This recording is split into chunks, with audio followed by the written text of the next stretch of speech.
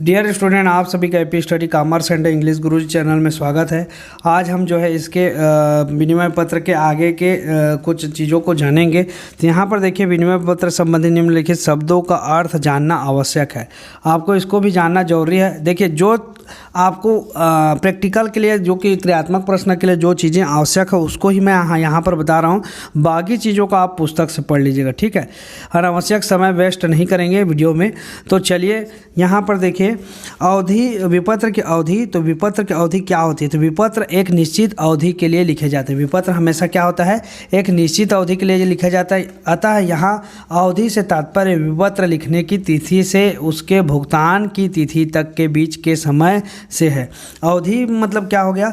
अवधि से तात्पर्य विपत्र लिखने की तिथि से, मतलब जिस तिथि से विपत्र को लिखा जाता है उससे लेकर उसके भुगतान करने की तिथि तक के बीच के समय को हम विपत्र की अवधि कहते हैं। अवधि व्यतीत होने पर ही विपत्र की राशि देय होती है। मतलब अवधि अगर ख़त्म हो गया उसके पश्चात विपत्र की राशि का भुगतान हमको करना पड़ेगा। मतलब जो भी स्वीकर्ता है उसको करना पड़ेगा और जो लेखक है वो उसकी राशि क्या करेगा? प्राप्त करेगा, ठीक है। विपत्र की परिपक्वता तिथि। विपत्र की परिपक्वता तिथि क्या होता है? Date of maturity of a bill. विपत्र की अवधि जिस तिथि पर समाप्त होती है, विपत्र की जो अवधि है जिस तिथि पर समाप्त होती है उस तिथि को ही परिपक्वता तिथि कहा जाता है।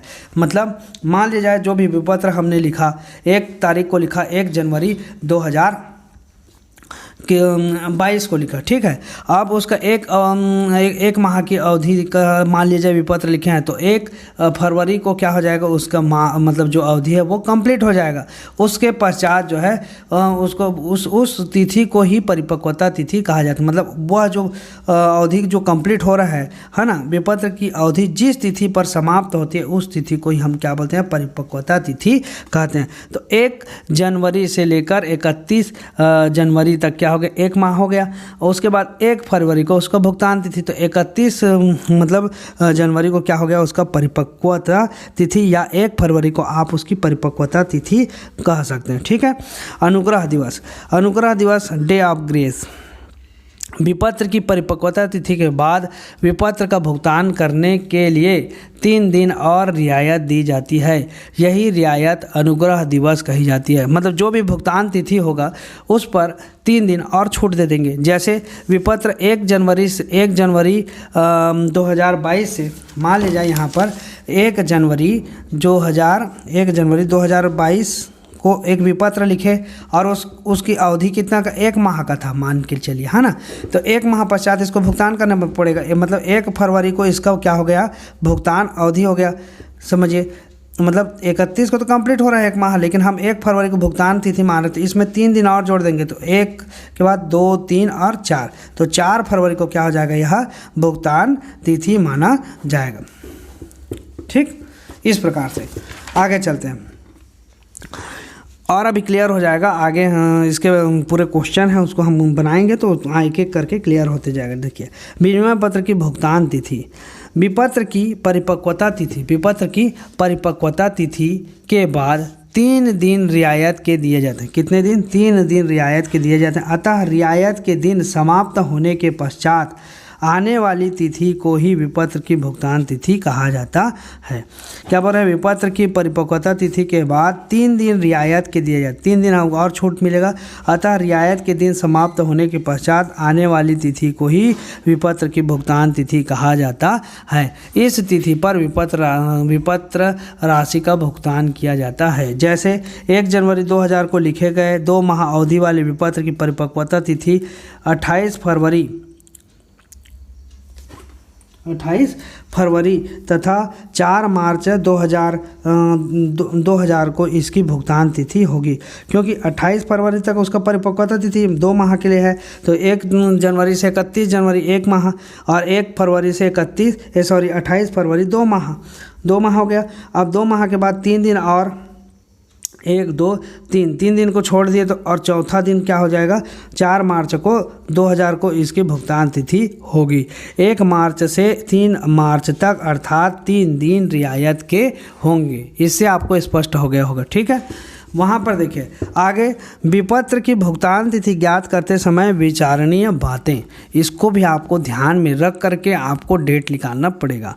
तो यहाँ पर देखिए यदि विपत्र की तिथि का उल्लेख विपत्र में नहीं किया गया है, यदि विपत्र की तिथि का उल्लेख विपत्र में नहीं किया गया है तो अवधि की गणना विपत्र को लिखने की तिथि से की जाती है। जिस तारीख को आप विपत्र लिखेंगे उसी तिथि से उसकी अवधि की गणना हम करेंगे। ठीक, विपत्र की भुगतान तिथि की गणना में अनुग्रह दिवस, अनुग्रह के 3 दिन जोड़े जाते हैं। अनुग्रह मतलब एक रियायत दी जाती है, छूट दी जाती है, कितने दिन आपको और छूट मिलेगा। तो कितने दिन? 3 दिन। अनुग्रह दिवस कितने दिन का होता है? 3 दिन का होता है। तो 3 दिन जोड़े जाते हैं, चाहे फिर विपत्र की अवधि दिनों में दी गई हो या माह में दी गई हो। ठीक, तीसरा है ज्ञात की गई भुगतान तिथि यदि रविवार या सार्वजनिक छुट्टी के दिन पड़ती है, जैसे 26 जनवरी, 15 अगस्त और 2 अक्टूबर गांधी जयंती, इस प्रकार से जो है क्या होता है, सार्वजनिक छुट्टी होता है, उस दिन अगर पड़ रहा है तो उसके एक दिन पूर्व की तिथि भुगतान तिथि मानी जाए। मतलब भुगतान तिथि अगर रविवार है, सार्वजनिक छुट्टी के दिन पड़ रहा है तो इसके एक दिन पूर्व की तिथि भुगतान तिथि मानी जाएगी। ठीक है, मानी जाती है। यदि भुगतान इसका एक उदाहरण भी है, उसको हम आगे बताएंगे। जैसे यहाँ पर लिखा हुआ है, देखिए यहाँ पे क्या लिखा है, 23 सितंबर है ना, 23 क्या लिखा है, दिसंबर 2000, मतलब 23 दिसंबर, कितना, 23 दिसंबर 2000 को एक विपत्र लिखे। कितने माह की अवधि के लिए लिखे? 1 माह की अवधि। तो 23 दिसंबर से 23 क्या हो जाएगा, जनवरी। 23 दिसंबर से 23 जनवरी। ठीक, यहाँ पर 23 दिसंबर है ना, 23 दिसंबर से आप लिखेंगे तो 22 दिसंबर तक 1 माह होगा, है ना। उसको 22 दिसंबर, 22 के बाद 23, 24 और 25 और 26 को जो है, देखिए 23 दिसंबर 2000 1 माह की अवधि। तो 23 से हम जब गणना करेंगे तो 23 दिसंबर से 1 माह, 23 दिसंबर 2000 से 22 जनवरी हो जाएगा, है ना। एक दिन कम करेंगे, जनवरी 2000 को एक क्या हो जाएगा, ये हो गया कितना, 30 दिन का हो गया। ठीक है, अब 23 के बाद कितना, 22 के बाद कितना, तो 22 के बाद 23, 24, 25, ये 3 दिन हम क्या के जोड़ दिए, अनुग्रह दिवस का और छूट दे दिए। अब हमको कब भुगतान करेगा, 26 जनवरी को भुगतान करेगा। अब चूँकि ये 26 जनवरी को क्या होता है, गणतंत्र दिवस होता है, गणतंत्र दिवस होता है। तो इस तिथि को तो पब्लिक छुट्टी होता है, सार्वजनिक छुट्टी होता है। तो इस तिथि को भुगतान ना करके वह क्या, कौन सा दिन भुगतान करेगा, 25 जनवरी को भुगतान तिथि मानी जाती है। ठीक है, तो इसका आप समझ में आ गया होगा कि 25 सार्वजनिक छुट्टी के दिन पड़ती है तो इसके एक दिन पूर्व तिथि भुगतान तिथि मानी जाती है। यदि भुगतान तिथि के दिन कोई आकस्मिक छुट्टी हो जाती, आकस्मिक मतलब अचानक से, तो भुगतान तिथि अगली तिथि होगी। भुगतान तिथि क्या होगी, अगली तिथि होगी। अचानक से छुट्टी का दिन मान लिए, किसी एक दिन को आकस्मिक अवकाश समझिए, आकस्मिक छुट्टी, तो वो उस स्थिति में क्या हो जाए, भुगतान तिथि अगली तिथि होगी। अब यहाँ पर क्वेश्चन भी दिया हुआ है कि किस प्रकार से आपको जो है इसकी गणना करनी है। आगे भी इसके क्वेश्चन हैं क्रियात्मक प्रश्न में, उसको भी देखेंगे, लेकिन आप जो है एक एक करके बारी बारी से देखिए, सारा चीज़ आपको क्लियर होते जाएगा। वीडियो को शुरू से लेकर अंत तक देखेंगे और एकदम सिस्टमेटिक देखेंगे, भगा करके देखेंगे, आगे पीछे करके देखेंगे तो आपको कोई चीज़ समझ में नहीं आएगा। इसलिए आप जो है धैर्य से पूरे वीडियो को आप अच्छे से देखिए, आपको सारा चीज़ क्लियर होते जाएगा। मैं आपको एकदम अच्छे से समझाते जाऊंगा। ठीक है, तो यहाँ पर देखिए विपत्र की तिथि लिखा है 23 दिसंबर 2000, तो 23 दिसंबर 2000 को 1 माह की अवधि का विपत्र लिखा है। यहाँ पे निम्नलिखित दशाओं में विपत्रों की देय राशि की गणना कीजिए करके लिखा है ना। तो 1 माह की अवधि का विपत्र है, पहला वाला 23 दिसंबर को, तो उसकी छुट्टी यहाँ पर देखिए, तो देय तिथि कब होगा, तो 23 दिसंबर वाले का 25 जनवरी 2001 को, क्योंकि 1 माह की अवधि के लिए इसलिए 25 जनवरी। यहाँ पर इसका कारण भी लिखा है, देखिए सार्वजनिक अवकाश 26 जनवरी व 2 अक्टूबर होने के कारण विपत्र क्रमांक 1 की तिथि एक दिन पूर्व अर्थात 25 जनवरी 2001 होगी। इसी तरह विपत्र क्रमांक 3 की देय तिथि 1 अक्टूबर होगी। विपत्र क्रमांक 3 में देखिए यहाँ पर लिखा है विपत्र क्रमांक 3 का मतलब 29 मई 2000 को कितने माह की अवधि का 4 माह की अवधि का विपत्र लिखा गया है। 29 मई 2000 को 4 माह की अवधि का विपत्र, ठीक है। यहाँ पर 29 मई 2000 4 माह की अवधि का विपत्र, ठीक। तो यहाँ पर क्या होगा, गणना कर लेते हैं हम, देखते हैं। 29 मई 2000 और कितने माह की अवधि का, 4 माह की अवधि का, ठीक है। तो 29 मई से 29 जून 2000, 29 जुलाई 2000, 29 अगस्त 2000, 29 सितंबर 2000। यहाँ पर देखिए, यहाँ से एक माह, यहाँ से दूसरा माह, यहाँ से तीसरा माह, यहाँ से चौथा माह, ठीक है। 4 माह का हो गया। अब क्या बोल रहा है कि देय तिथि 1 अक्टूबर, क्यों? तो 29 मई, 29 के बाद क्या आता है, 29 सितंबर के बाद 30 सितंबर और 1 और 2, देखिए 29, 30, 1 और 2। तो यहाँ पर देखिए 29 को तो हम गिनेंगे नहीं, क्योंकि हमारा 29 से 28 तक का होता है। 29 अगर मान लीजिए 29 मई है तो 29 को गिनेंगे, तो 29 से 28 तक एक माह मानते हैं, है ना। फिर 29 से फिर 28 तक दूसरा माह, फिर 29 से 28 तक दूसरा माह। तो यहाँ पर क्या हो जाएगा, यहाँ पर एक दिन को कम करते हैं, है ना। एक दिन इसको मानते हैं, इसको एक दिन अनुग्रह दिवस का, दूसरा दिन ये वाला अनुग्रह दिवस का, हाँ, और तीसरा दिन ये वाला अनुग्रह दिवस का। तो जिस डेट को लिए हैं उसी दिन को, पहले दिन को अनुग्रह दिवस मान लेते हैं, ठीक। जैसे 29 को ही अगर विपत्र लिखें तो 29 कल जब अंतिम हो जाएगा विपत्र की भुगतान तिथि, परिपक्वता तिथि, तो परिपक्वता तिथि 29 को एक दिन अनुग्रह दिवस का हम मानते हैं, दूसरा दिन 30 होगा और तीसरा दिन 1 तारीख होगा। अब हमको 2 तारीख को भुगतान करना है, 2 अक्टूबर को। कितना, 1 मिनट रुकिए, यहाँ पर सितंबर दिया है ना, हाँ ठीक है, 29 सितंबर। यहाँ पर अब 1 अक्टूबर को हमको भुगतान, 2 अक्टूबर को हमको भुगतान करना है। लेकिन यहाँ इस दिन जो है क्या होता है, गांधी जयंती होता है, जिसके कारण हम इस तिथि के एक दिन पूर्व को मतलब 1 अक्टूबर को क्या करेंगे, भुगतान करेंगे, ठीक है। तो यहाँ पर देखिए ये वाला। अब आगे बढ़ते हैं, दूसरा देखिए 27 दिसंबर 1999, 27 दिसंबर 1999, 2 माह की अवधि के लिए। यहाँ पर देखिए 27 दिसंबर 1999, सॉरी 1999 बोल देता हूँ, 1999। अब कितने माह की अवधि के लिए है ये, तो 2 माह की अवधि के लिए है। तो 27 दिसंबर 99 से देखिए 27 जनवरी, मतलब एक दिन इसका मतलब ये 26 जनवरी होना था ना, मैं एक दिन और बढ़ा करके लिख रहा हूँ, है ना। 1999, 99 के बाद क्या होगा, 2000 और 27 फरवरी 2000, मतलब यहाँ पर से 1 माह और यहाँ पर से ये 1 माह, 2 माह हो गया। 27 पर 27, 28 और 1, चूँकि ये 2000 लीप वर्ष है, 2000 भागे 4 करेंगे तो 4 एक कम और 4 पंचे, मतलब ये लीप वर्ष कितने माह का, कितने दिन का होता है, 29 फरवरी जो है 29 लीप वर्ष में फरवरी 29 दिन का, मतलब लीप वर्ष कैसे है, तो 4 से अगर 2000 को भाग देंगे तो भाग चला जा रहा है, मतलब ये लीप वर्ष हो गया। तो लीप वर्ष में क्या होता है, फरवरी 29 दिन का होता है, तो 29 दिन का है। तो यहाँ पर देखिए 27 है, 28, 29 हो जाएगा और ये 29। हमको जो भुगतान करना है वो कब करना है, 1 मार्च को करना है। कितना करना है, 1 मार्च को। यहाँ पर देखिए, यहाँ पे देखिए लिखा है 1 मार्च, कितना लिखा है, 1 मार्च 2000, ठीक।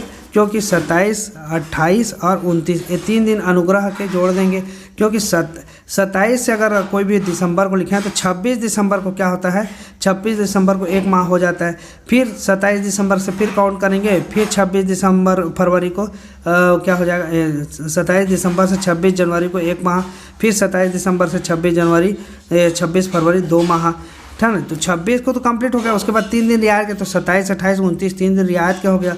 उसके बाद उसके नेक्स्ट दिन, जो नेक्स्ट चौथा दिन में हम क्या करते हैं, भुगतान करते हैं। तो 1 मार्च पड़ रहा है, उसी दिन हम क्या कर रहे हैं, भुगतान कर रहे हैं, हो गया। उसके बाद 29 मई 2000 वाला ये भी तो हमने बता दिया है। उसके बाद 13 जून 2000 को, 13 जून 2000 यहाँ पर देखिए 13 जून 2000 कितने माह अवधि के लिए है, 3 माह का। कितने माह का, 3 माह का, है ना। तो 13 जून से 13, चूँकि 12 जून होता है लेकिन हम 13 जून के हिसाब से ले रहे हैं, है ना। 13 जून 2000 से 13 जुलाई 2000 और 13 अगस्त 2000 और 13 सितंबर 2000 हो गया। यहाँ पर ये 1 माह, ये यहाँ पर दूसरा माह, ये यहाँ पर तीसरा, 3 माह के लिए बोला है, इसलिए हमने 3 माह का कर दिया। अब 13 सितंबर में ये तो 13 से 12 हो, लेकिन यहाँ पर अनुग्रह दिवस का एक दिन यहाँ पे जोड़ लिए 13 को, 13 के बाद 14 और यहाँ पे 15, ठीक। क्या हो गया, 15 सितंबर। और इसके बाद 16 सितंबर को क्या हो जाएगा, भुगतान दिवस होगा। 16 सितंबर, देखिए 16 सितंबर कौन सा लिखा है, चौथा नंबर का। 1 मिनट, कितने माह का है, 3 माह का है ना। जून से है, जून से जुलाई, जुलाई से अगस्त, अगस्त से सितंबर, 13 सितंबर, ठीक है। हाँ, उसके बाद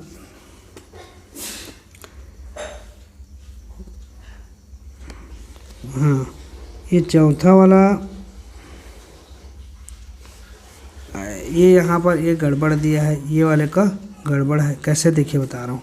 यहाँ पर जून है, जून से आप गणना करेंगे तो जून से जुलाई, जुलाई से अगस्त, अगस्त से सितंबर, ये 3 माह का हो गया।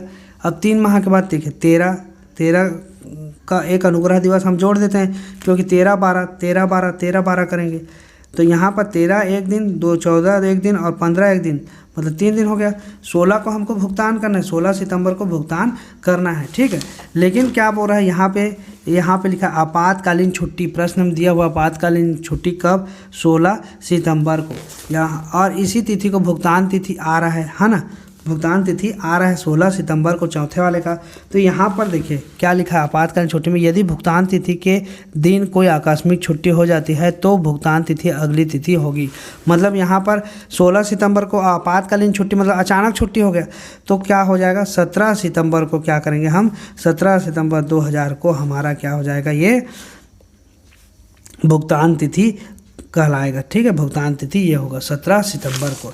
तो यहाँ पर आप सुधार लीजिएगा, यह हो जाएगा 17 सितंबर 2000, ठीक है। ये हो जाएगा, देखिए विपत्र क्रमांक 4 की देय तिथि 17 सितंबर 2000 होगी, क्योंकि आपातकालीन छुट्टी 16 सितंबर है, अतः इस प्रकार की छुट्टी में देय तिथि एक दिन बाद की मानेंगे। इस प्रकार से जो है प्रश्न होंगे, ठीक। आप उसको थोड़ा सा प्रिंटिंग मिस्टेक हो गया है, उसको आप सुधार लीजिएगा। तो ये हो गया किस प्रकार से विनिमय पत्र में अवधि की गणना करनी है, इससे संबंधित जो प्रश्न है उसको भी हम देख लेते हैं, ठीक है। सामान्य स्वीकृति, सशर्त स्वीकृति, और इसमें दर्शन विपत्र के विभिन्न प्रकार, है ना। विपत्र को अपने पास रखना, अवधि के पूर्व भुगतान, बहुत सारा है। विपत्र के विभिन्न प्रयोग यहाँ पर देख लीजिए, फिर उसके बाद हम आगे बढ़ेंगे क्रियात्मक प्रश्न को, तब हम उसको देखेंगे। विपत्र प्राप्य, विपत्र के विभिन्न प्रयोग। विपत्र किसको प्राप्त होगा, विपत्र हमेशा लेखक को प्राप्त होता है। लेखक मतलब विक्रेता को प्राप्त होता है, ठीक है। किससे, क्रेता से। क्रेता उस पर स्वीकृति देता है, ठीक। तो विपत्र का लेखक या धारक प्राप्य विपत्र का उपयोग निम्नलिखित प्रकार से कर सकते हैं। क्या क्या में प्रयोग कर सकते हैं, देखिए। पहला तो भुगतान तिथि तक विपत्र अपने पास रखना, मतलब भुगतान की जब तिथि आती है उतने समय तक वह अगर विपत्र को अपने पास रखता है तो लेखक विपत्र की भुगतान तिथि तक अपने पास रख सकता है तथा भुगतान तिथि पर विपत्र का भुगतान प्राप्त कर सकता है। वो अपने पास रखे रहेगा तो विपत्र की जब भुगतान तिथि आएगा तो वह जो है क्या हो जाएगा, विपत्र का भुगतान प्राप्त कर लेगा। लेकिन उसके और भी कंडीशन है, और भी प्रयोग कर सकते हैं, जैसे अवधि से पूर्व विपत्र भुनाना। मतलब अवधि से पूर्व मतलब जी अवधि जो है विपत्र का पूरा नहीं हुआ है लेकिन उसके पहले जो है यह भुना सकता है। किससे? बैंक से। यदि रुपयों की आवश्यकता है, किसको? यदि लेखक को मतलब विक्रेता को रुपयों की आवश्यकता है तो विपत्र को बैंक से बट्टे पर भुनाया जा सकता है। मतलब बैंक में जाएगा विक्रेता विपत्र को लेकर के और उसको दे देगा बैंक वाले को, और बैंक वाला जो है जितने का विपत्र रहेगा उस पर कुछ राशि जो है डिस्काउंट करके, जैसे 10,000 का विपत्र है उसमें 1,000 वह माइनस करके उसको 9,000 रुपये देगा। वो इसकी गणना, बट्टे की गणना किस प्रकार से करता है, तो उसकी अवधि के हिसाब से उसके बट्टे की गणना करके उतनी राशि जो है उसके अवधि के जो ब्याज रहता है उतनी राशि को काट करके दे देता है, शेष राशि को। ठीक है। और फिर जब विपत्र का भुगतान तिथि आता है तो विपत्र का भुगतान जो है बैंक प्राप्त करते हैं। किससे? स्वीकर्ता से। ठीक। विपत्र का बेचान, अपने ऋण के भुगतान में विपत्र का बेचान किया जा सकता है। अपने ऋण के बेचान में विपत्र का बेचान, बेचान मतलब होता है किसी दूसरे को विपत्र को दे देना, हस्तांतरण कर देना, समझिए। ठीक है। हस्तांतरण मतलब ट्रांसफ़र कर देना। मेरे पास है, मैं विपत्र किसी दूसरे को दे दिया तो वो कहलाएगा विपत्र का बेचान। ठीक। तो विपत्र का बेचान, अपने ऋण के भुगतान में विपत्र का बेचान किया जा सकता है। मान लीजिए मैं किसी का पैसा लग रहा हूँ, सामने वाले का पैसा लग रहा है, मान लीजिए मैं आपका पैसा लग रहा हूँ और मेरे पास विपत्र है और मैं अपने विपत्र को आपको दे दिया तो क्या कहलाएगा? विपत्र का बेचान कहलाएगा। मतलब विपत्र को मैंने आपको दे दिया इसलिए विपत्र का वो क्या हो जाएगा? बेचान कहलाएगा। ठीक। ये हो गया। अब देखिए विपत्र का निर्वर्तन, अवधि के पूर्व ही अपहार काट कर विपत्र की राशि प्राप्त की जा सकती है। मान लीजिए आप मेरे क्या है, लेखक है और मैं आपका क्रेता हूँ, मतलब स्वीकर्ता हूँ। ठीक है। अब मेरे पास समय से पहले, मान लीजिए मैंने विपत्र में स्वीकृति दी थी 2 माह बाद मैं भुगतान करूँगा करके, आप लेखक हैं, आपने लिख करके मुझे विपत्र दिया था, लेकिन मेरे पास विपत्र का जो राशि है वो पहले मतलब 2 महीना से पहले ही मेरे पास आ गया, किसी के मतलब किसी से प्राप्त हो गया राशि मान ली जाए, या मेरे पास पहले मतलब पैसा कहीं से आ गया और मैं क्या करूंगा, तो विपत्र जो 2 माह का है उसको मैं 2 माह के बाद भुगतान ना करके मैं अभी भी जब चाहूँगा तब उसका भुगतान कर सकता हूँ अवधि से पहले। तो जब भी हम अवधि से पहले भुगतान करते हैं तो उसको हम बोलते हैं विपत्र का निर्वर्तन। विपत्र का निर्वर्तन। ठीक है। तो अवधि के पूर्व ही अपहार काट कर विपत्र की राशि प्राप्त की जा सकती है। मतलब यहाँ पर क्या हो जाएगा, अवधि से पहले वहाँ पर जब भुगतान करेगा स्वीकर्ता तो उसको जो है वहाँ पर बट्टा प्राप्त होगा। ठीक है। और जो है उस क्या बोलते हैं, स्वीकर्ता प्राप्तकर्ता या लेखक को क्या मिलेगा, और विपत्र की राशि मिल जाएगा, उस पर उसको छूट देना पड़ेगा। फिर है 5वां, विपत्र संग्रहण हेतु भेजना। विपत्र की राशि संग्रहित मतलब संग्रहण करना मतलब वसूली करने के लिए बैंक में को भेजा जाता है। किसको भेजा जाएगा? विपत्र को बैंक में भेजा जाता है। विपत्र क्या मतलब बैंक क्या करता है, उस विपत्र की राशि को वसूल करके हमारे खाते में जमा कर देता है। जैसे हमारा चेक बैंक में जमा करते हैं तो संबंधित जो बैंक का जो चेक है उसको जो है उस बैंक से राशि को ला करके बैंक हमारे खाते में क्या कर देता है, जमा कर देता है। ठीक उसी प्रकार से विपत्र का भी होता है। ठीक। विनिमय पत्र संबंधी व्यवहारों का लेखांकन करने की दृष्टि से निम्नलिखित शीर्षकों में विभाजन किया जा सकता है। पहला होता है विपत्र का लेखन एवं स्वीकृति। पहला जो एंट्री करेंगे, पंजी प्रविष्टि करेंगे, वो है विपत्र का लेखन मतलब विपत्र लिखने का और उसमें स्वीकृति प्राप्त करने का। दूसरा विपत्र का भुनाना। भुनाना मतलब बैंक से बट्टे पर पैसा उसके बदले में ले आना। ठीक है। फिर विपत्र का बेचान। बेचान मतलब किसी दूसरे को विपत्र को दे देना। अब मान लीजिए किसी का हम पैसा लग रहे हैं और हमारे पास किसी दूसरे व्यक्ति, हमारा जो क्रेता है उसने हमको विपत्र दिया है, उस विपत्र को हम हमारे बड़े व्यापारी को दे सकते हैं, ऐसा कर सकते हैं। विपत्र का भुगतान। विपत्र की जब भुगतान तिथि आती है तो विपत्र का भुगतान हम कर देते हैं। विपत्र का निर्वर्तन, तो भुगतान तिथि से पहले ही विपत्र को हम क्या कर देते हैं, भुगतान कर देते हैं, तो उसे बोलते हैं विपत्र का निर्वर्तन। ये बट्टे के साथ किया जाता है। फिर विपत्र का अनादरण। जिस तिथि को विपत्र का भुगतान करना था उस तिथि को स्वीकर्ता विपत्र का भुगतान नहीं करता है तो उस स्थिति में क्या होता है, विपत्र का अनादरण कहलाता है। विपत्र का अनादरित हो गया जैसे हमारा चेक अनादृत होता है उसी प्रकार विपत्र भी क्या हो जाता है, अनादृत। भुगतान नहीं करता है स्वीकर्ता तो वहाँ पर विपत्र का अनादरण कहलाता है। ठीक, फिर विपत्र का नवीनीकरण। आप मान लीजिए किसी कारणवश विपत्र का भुगतान करने के लिए स्वीकर्ता के पास पैसा नहीं है तो वो क्या करेगा, लेखक के पास जाएगा, हाथ जोड़ करके विनती करेगा कि महाराज आप जो है इसकी विपत्र का जो है नवीनीकरण कर दीजिए, मतलब इसकी जो अवधि है उसको आप बढ़ा दीजिए। ठीक है, अगर लेखक को इस बात के साथ उसको लगता है कि हाँ इसकी विपत्र की अवधि को बढ़ा देना चाहिए तो वह क्या करेगा, उस विपत्र की अवधि को बढ़ा देगा। उसी को बोलते हैं हम विपत्र का नवीनीकरण, मतलब उसकी अवधि में जो है भुगतान की जो अवधि होती है उसको बढ़ा दे, विपत्र की अवधि को और आगे एक्सटेंड कर देता है, बढ़ा देता है, उसको हम विपत्र का नवीनीकरण कहते हैं। फिर है विपत्र का संग्रहण। विपत्र का संग्रहण मतलब हम जो है विपत्र के राशि को प्राप्त करने के लिए हम इसको संग्रह करने के लिए बैंक में जमा कर देते हैं। अब बैंक जो है क्या करता है, हमारे विपत्र का संग्रहण करके उतनी राशि हमारे खाते में क्रेडिट कर देता है, इसको बोलते हैं विपत्र का संग्रहण। अब हम जो है नेक्स्ट वीडियो में हम पढ़ेंगे कि विपत्र का लेखन एवं स्वीकृति से संबंधित किस प्रकार से पंजी प्रविष्टि करेंगे। आगे जो है पंजी प्रविष्टि और क्रियात्मक प्रश्न के वीडियो को अपलोड करेंगे। तो आज के लिए बस इतना ही। वीडियो को देखने के लिए आप सभी का बहुत बहुत धन्यवाद। चैनल को सब्सक्राइब नहीं किया तो सब्सक्राइब कर दीजिए, बेल आइकन को प्रेस कर दीजिए और अधिक से अधिक स्टूडेंट तक इस वीडियो को आप शेयर कर दीजिएगा।